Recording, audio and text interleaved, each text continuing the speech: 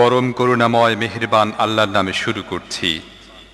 আমি নূহকে তার জাতির কাছে পাঠিয়েছিলাম এ নির্দেশ দিয়ে যে একটি কষ্টদায়ক আযাব আসার আগেই তুমি তাদেরকে সাবধান করে দাও।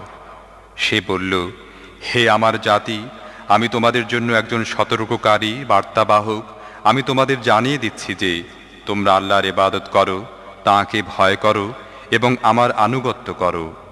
আল্লাহ তোমাদের গুনাহ মাফ করে দেবেন এবং একটি নির্দিষ্ট সময় পর্যন্ত তোমাদেরকে অবকাশ দেবেন।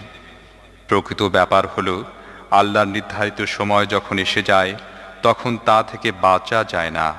আহ, যদি তোমরা তা জানতে।